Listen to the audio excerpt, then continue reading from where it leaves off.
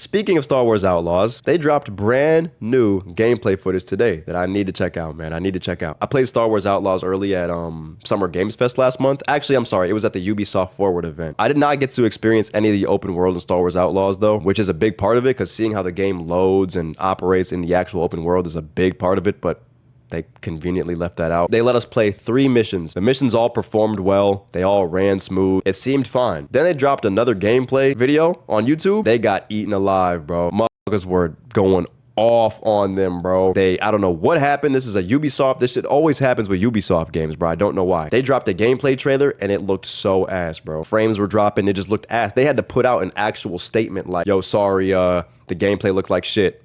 Our fault. Our bad. Like, bro, we're gonna see how it looks. We're gonna see if it looks worse than the gameplay I played. Let's see what we got this time, guys. Let's see what Ubisoft is cooking. It seems impossible that Star Wars Outlaws is the first ever open world Star Wars game, but indeed it's true. With that first comes plenty of expectation, but also lots of excitement, particularly when the studio handling the effort is Massive Entertainment, the talented developers of The Division. Speaking personally, I confess that I don't often get hyped up for too many open world games these days, outside of those made by Rockstar. The biggest fumble about this game is that they just came so close to making a game that everyone would actually want to play, bro. They came so close to making a game that people actually wanted to play. And what did they do? They fucked it up. It is so simple. There are 3 routes you can go right now with a Star Wars game, and all 3 of them are perfect. Any of them would have worked. 1, a Mandalorian open world bounty hunter game. You get a jetpack, you can go around the galaxy picking your own bounties, kind of like this game. They're letting you kind of go around and pick out who you want to work with and stuff like that. Let you do that, let you hunt Jedi, all sorts of shit like that. Would have been crazy. Get the dark sword maybe, have a flamethrower, like crazy combat. Number two is even more simple. Battlefront 3. All they need to do is make Battlefront 3 and finally put all the shit that they refused to put into Battlefront 2, 2017. They almost hit the mark with 2017. That's what they do every time. They almost hit the mark. All 3 eras for Star Wars. They had that. Then they just had to have a couple more game modes. Galactic Conquest. That's all you need. And then a couple more heroes from every single era. They never put Ahsoka in. They never put Ventress in. They never put half the motherfuckers. Battlefront 2 was on its hype train, bro. It was on the way back. Lobbies were going crazy. Star Wars The Clone Wars Season 7 was coming out. There could not have been a better time to put in Ahsoka and Ventress. Who did they put in the game? This is who they put in the game. This sack of nuts. These pair of balls. Instead of Ahsoka and Ventress, they put a pair of nuts in the game, bro. Third game is a power fantasy game like Star Wars The Force Unleashed. Jedi Fallen Order games, those are good Star Wars games. As those can be counted on to raise the bar every single time, but I have been plenty hyped for Outlaws. After all, it's set after The Empire Strikes Back, you play as a Han Solo caliber scoundrel instead of yet another Jedi, and you've got an awesome alien creature pet named Nyx by your side at all times, who promises to have an impact on gameplay and not just follow our hero Kay Vess around being adorable. How do y'all feel about a Star Wars game with no lightsabers, first of all? Second of all, I can tell y'all right now, they're not lying about the companion actually helping you out in combat. That was one of the coolest things about the combat in this game. The little animal friend that you have, he'll distract people, he'll steal weapons from people. You can have him run up to a stormtrooper and activate the grenades on the stormtrooper's like belt and just blow their ass up, bro. Shit's low-key fire. I'm not gonna lie to y'all. Isn't the gameplay like The Last of Us, or am I bugging? I wouldn't say it's like The Last of Us. It is third person. Some of the movements can maybe be compared to The Last of Us, but the gameplay is nowhere near the depth of The Last of Us, unfortunately. In other words, it's got a lot going for it on paper.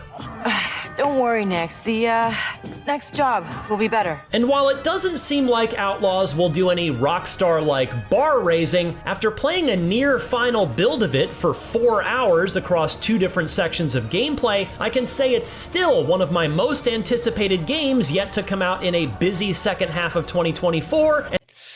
This is where him and I might disagree, I'm not gonna lie. Is there any melee combat at all? I can tell you this much. I think there's like a little melee when you're running around. I can't really remember. What I remember the most is there's like these executions kind of when you sneak up on somebody from behind and stuff like that. You can kind of execute them and take them out quietly. Unfortunately, those animations are dog shit. They look so bad. The animations for the takedowns look garbage, bro. I can't sit here and lie. Being a Star Wars fan in 2024 is like, it's like being a fan of the Cleveland Browns. What's the point? Ubisoft has developed a reputation for making checklist open world games. Facts. Big spaces where you're given a to-do list of side quests and activities to complete outside of the golden path. Facts. Generally, this is not a compliment. But one of the things that impressed me about Star Wars Outlaws is that I didn't get the sense that I was just checking boxes to inch closer to 100. See, this is what they should have showed us in the demo, bro. I didn't get to experience any open world. One thing I can give this game is that planet looks like, this looks gorgeous. This looks beautiful, man. One of the things that impressed me about Star Wars Outlaws is that I didn't get the sense that I was just checking boxes to inch closer to 100% game completion. Don't get me wrong, there is plenty to do in Outlaws, but those side quests and activities feel a lot more organic than they do in the publisher's other games. For example, while wandering around the town of Miragana on the planet Toshara, I walked by an arcade minigame of sorts. I wandered up and played around and had a good time. I also stumbled upon a betting stand where I could wager on holographic horse races. I managed to bet on the right one by sheer good luck, which gave me a chuckle later when I discovered a data pad lying around elsewhere that gave me a strong hint on who to lay my money on. I also encountered a down-on-their-luck gambling addict who begged me for money. I obliged, enabling his vice and leaving with a promise that he'd share in his winnings should he find himself back on Lady Luck's. That's some Red Dead 2 type shit. I do kind of like that right there. I like that they're giving a little bit of more world interaction, NPC interaction. That reminds me of something that would happen in Red Dead 2 because it will mean something later. I'm hoping that he's about to say you'll be able to meet that same guy later and he cleaned himself up, or if you give him the credits, it kind of helps change his path later on and shit like that. Naturally, there's also a cantina, and I even saw a sabacc table, but I lacked sufficient funds at the time to buy in and play. Someone told me that the Hutts are scrambling to get back something of Jabba's. All of these optional activities feel very natural on the planets and towns of Outlaws, and that's true in part because of the excellent art direction that makes every location ooze Star Wars authenticity. From the lighting to the architecture to the NPCs milling about, Massive has, based on what I've seen so far, done an excellent job of setting an authentic Star Wars stage. Okay, that is one thing I can pretty much wholeheartedly agree with. I'm not gonna lie. Not everything is perfect about the game. That's for damn sure. This game is not perfect by any means. It still feels very, very Star Wars. It's a lot of little dingy areas. It's a lot of open areas. There's all sorts of weird, things to find and stuff like that. A lot of little hidden paths to go. It does feel like Star Wars. Like the immersion and the overall atmosphere does feel that way. I'm not gonna lie. He's low-key spitting on that one, but there's just some other stuff about the game that I'm really worried about. And it's Ubisoft, man. I don't know why. Ubisoft games end up always looking like shit, bro, and it really takes away from the game, bro. I got an Assassin's Creed Shadows demo as well, and the one problem I had with the Assassin's Creed Shadows demo, the graphics and the animations still looked chalked, bro. Ubisoft games always got some weird ass filter, like downgraded graphics on their games, bro. That's the one thing they just cannot get right, is having crispy graphics. It always looks like it's on the PS3. I don't know why. This game does look better, but it still has kind of like that Play-Doh look to it. You know what I mean? I don't know. And I'd be remiss. Okay, that right there. This is like the main melee right here, is these little takedown animations. So you can crouch obviously and sneak up, and this is kind of what it plays out like. Ready? And I'd be It's very bare bones. It's super basic. It's not amazing. I like to see takedowns like this that are, if it's going to be a scripted takedown, I think some environmental use would be super cool. Like if she grabbed his head and like slammed it into that shit or something. But like one backhand, that's just knocking this whole grown-ass man completely out. I don't know about that. You know what I mean? I like the takedowns to have. Of setting an authentic Star Wars stage. And I'd be. It's not horrible. He slapped the dog shit out of him though. She hit him with the Duke Dennis wind up. Yo, bro, I'm not gonna lie. Hold on. Low-key smacked the shit out of bro.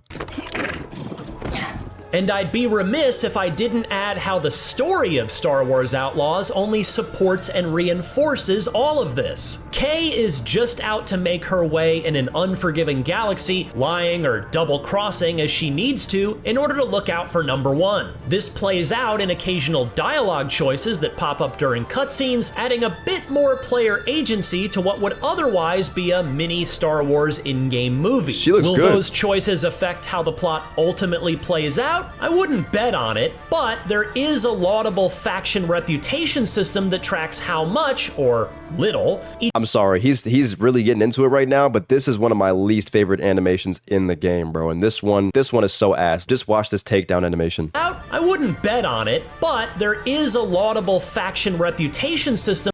That shit is so ass. That's horrible. I'm not gonna lie, bro. She literally taps him. He turns to her while he's sitting there staring at her. She winds up this damn punch. Bro just folds kind of like down like a long chair, but she still grabs him, even though she's not really like helping him fall towards nowhere. She just like grabs him real quick and then just drops him. Like, There is a ultimately plays out. I wouldn't bet on it, but there is a lot of like bro had no survival instinct, and you wearing a helmet. How the fuck did you get knocked out from a punch when you wearing a helmet? But there is a laudable faction reputation system. Like, look at the way he falls. I know I'm nitpicking the animation right now, but this type of shit throws the immersion off, bro. It really does. Like, it don't look good, bro. It don't look good. Tracks how much, or little, each of the in-game syndicates likes you. Double-cross the Hutts and you'll harm your reputation with them, but increase your standing with the Crimson Dawn. I like Piss that. off a faction enough and they won't let you into their territory, meaning you'll have to sneak in and stay undetected if you want access. What if I say no? Now that you know who I work for, I can't let you walk out of here. But you're probably wondering, what of the moment-to-moment gameplay? In this, Star Wars Outlaws made me happy. This is a stealth Bro, what the f was that animation? play. In this, Star Wars Outlaws made me happy. This No way Ubisoft gave IGN this footage to use, bro. in this Star Is the gun f***ing floating, bro? in this Star Wars Outlaws made me happy. This She did punch the shit out of him. Don't get me wrong, but low-key with the helmet on, I feel like that would hurt her hand more than it would hurt, bro. She punched him like that damn Sentinel punched Colossus in that X-Men movie, bro. Like, Jesus. But at the same time, this animation, the first half of this animation is absolutely horrible, dude. gameplay. In this Star Wars First of all, the AI detection is crazy, bro. You're not even gonna have him look a little bit the other way. Like he is literally looking at her. Come on now. This is a stealth game if you want it to be. And if you mess up in that attempt, I honestly like that you don't have a lightsaber to save you. You'll have to use Kay's blaster, which, yes, is upgradable, to get out of trouble, and that adds to the sense of danger because you're not a laser sword wielding demigod. As such, the blaster battles felt like they had meaningful stakes, and the stealth gameplay had a bit of weight to it because I knew that I'd be up against it if I messed up. Calling for reinforcements. Roger that! Naturally, He's right. Those gunfights can get intense, bro. They can get intense. Like, when you're playing the Star Wars Jedi games, you know, obviously they have all sorts of crazy enemies and there's a challenge there, but you feel way more powerful. But in this game, you really have to rely on your positioning, you know, your cover and things like that, your weapon overheating, because those gunfights get serious. They will throw a lot of enemies at you. They will be smart. They'll move around and try to surround where you're at and try to go behind your cover. That was pretty cool. The gunfight, the couple of gunfights I had were pretty interesting. Naturally, with stealth comes lockpicking, and it's here too in the form of data spikes, and I quite like how Outlaws handles it. Each lock has a particular audio signature, and it's up to you to match that pattern by pressing the right trigger in time with the beeps. Feel me? The longer you take, the more likely you are to be spotted. Similarly, the hacking minigame is also really fun. This shit is Here, ass, you'll need to no. line up the right symbols in the right order, which usually takes multiple attempts. I hated this, bro. This shit was so ass. I'm not gonna lie. It was just annoying. The lock picking thing was fine. It was actually pretty entertaining for me. This, no. Fail too often and you'll fail the hack entirely. It took me a few tries to wrap my head around, but once I did, I really enjoyed the opportunities I got to do some hacking. Nice.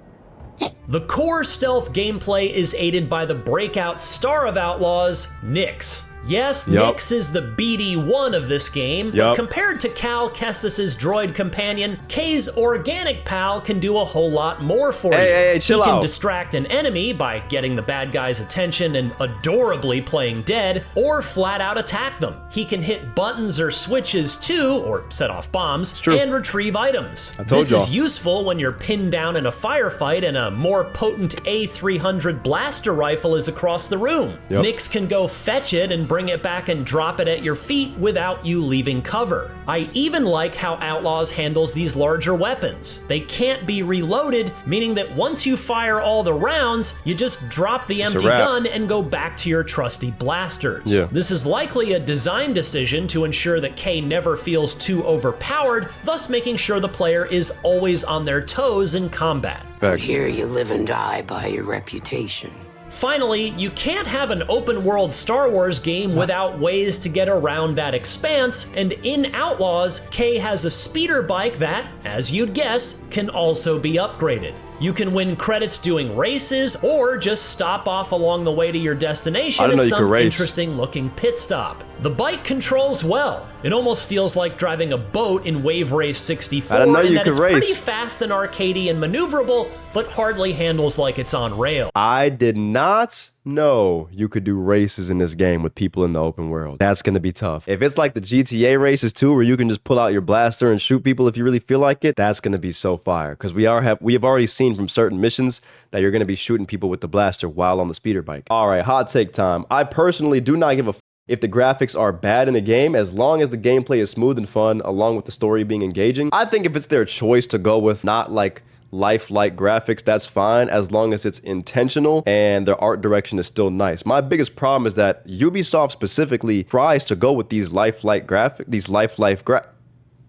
Ubisoft particularly tries to go with these lifelike graphics. They end up looking like uncanny and like Play-Doh-y. You know what I'm saying? Like they're just not fully there, and that does bother me because it still looks bleak. You know what I mean? Not bad though. It's not bad. I'm not gonna act like these graphics are super bad or anything like that. Complementing this is Kay's ship, the Trailblazer, and yes, it's upgradable. I got to do a bit of outer space ship-to-ship combat, and I had a good time. I'll need plenty more time in the pilot seat to really solidify my opinion here, but flying the Trailblazer made a good first impression. Oh, that's it. We've lost them. If there's one thing that concerned me a bit during my hands-on time, it's bugs. Outlaws went gold well before the preview event, meaning that if I wasn't playing the certification build, it was something mighty close. And while yes, there will inevitably be a day one patch, as most games have nowadays, it was still disappointing to see as many annoying little, admittedly mostly visual and harmless, glitches as I did. Hopefully that day one update will knock out the bulk of them. That is my biggest thing when it comes to Ubisoft games, man. I'm not going to get too deep into it now. I'm going to let him finish the video, but they just often seem so unpolished. It's like it was almost ready. It was like it needed 5 more minutes to bake. That's the exact problem I had with the Assassin's Creed Shadows demo when I saw that early too. They just have certain executions, and like Yasuke has some really brutal executions where he's using this big-ass baton weapon to like crush the enemy's head, or he's using his sword to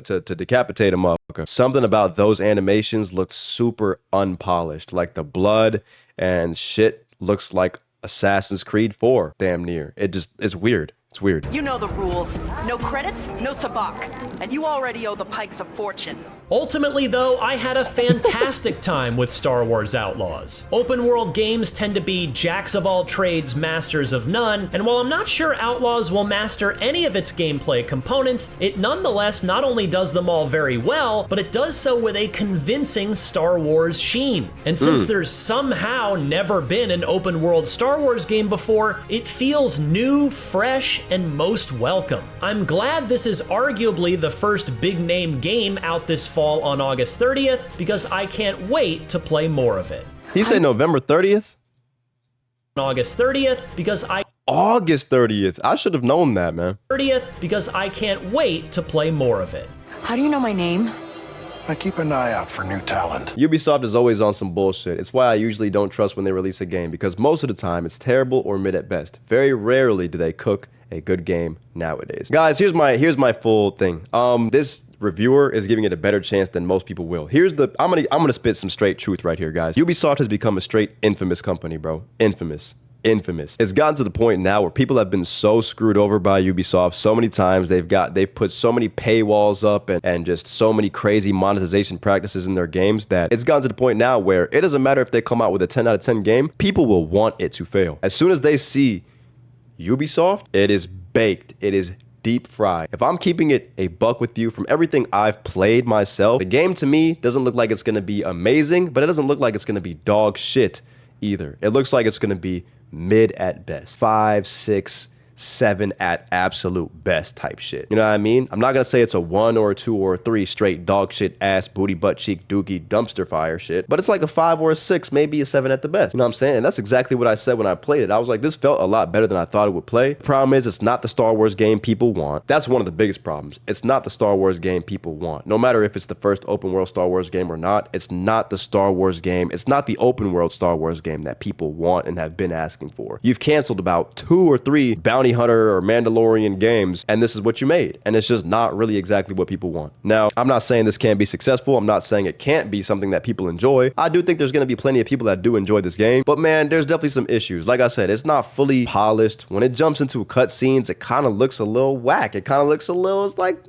sometimes. And I think execution, melee type animations, that shit is kind of ass in this game, I'm not gonna lie. Some of the punches, kind of nice, but overall, just the pulling the stormtrooper down, and you know what I mean? And the biggest problem that Ubisoft is going to continue to face is that motherfuckers don't like them. People don't like Ubisoft, bro. They have a bad reputation now. That's what it is. They need to focus on making their games as full as possible, because this, even with this game, bro, they're talking about we're locking Jabba the Hutt missions, and you're not going to be able to play a Jabba the Hutt mission unless you buy the $130 edition of this game. And then you wonder why people hate you, bro. But like I said, man, I'm going to get this game. I do like Star Wars still, obviously, but it's just been so ass the past like 5, 6, 7, 8, 9, 10, 11, 12, 13, 14, 15, 16, 17 years or whatever. Hey man, like I said, I don't think this game is going to be spectacular. I think people are going to be overly difficult about it, and you know, people are going to be very negative about this game just because it's coming from Ubisoft. Frame rate drops and stuff like that. Ubisoft tends to have those sort of problems too, so I do worry about the performance of this game. All we can do is wait, man. All we can do is wait and pray